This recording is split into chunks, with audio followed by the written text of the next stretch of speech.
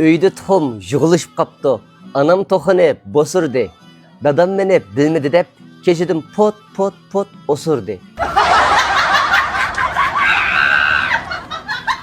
Yuqori suratlik taş yo'lda hech qanday mashina to'xtamaykan. Ko'zimizni ching yumib yotgan bilan keyni taraf uxlamaykan.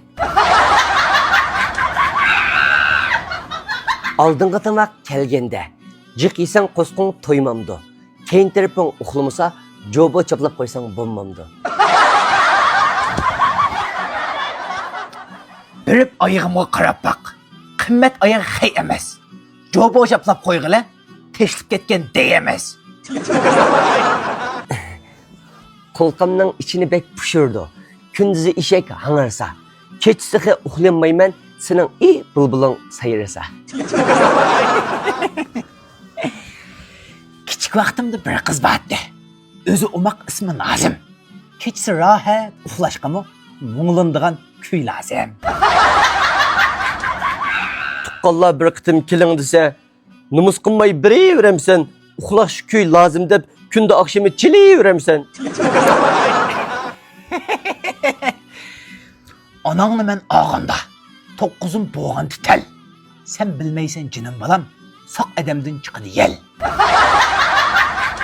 Sonra gapni to'shmayken, ishimni qulay bo'ldi. Vay, ne koysa? Kuzli ko'kvoy chiqqanda talishib qajaymiz zadek. Sening ining tog'amga lazım bo'libdi oqbadek. Oqmadek? Vay, qanday qilgan oqmadek ne? Tabatga chiqib qapti. Ay şunu tatlayken. Ha. Ey men ne çıktım dedim. Muşu kıl temretkisiga haqsız maslahat yutgan muallim luva. Ündar numara 189 99 25 04 20. Ay şunu ündar qo'shib maslahat so'rasin deb qo'ytaqanga. Ha, ma'qul. Maktabda dars o'tganda xonim deydi bir-birini qatqin. O'tinib qolay jinimda da atgacha o'samay yotqin.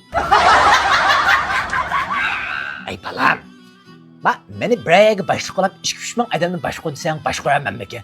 Bak keçisi ufluganda bir yana baş koyamaymış hemen.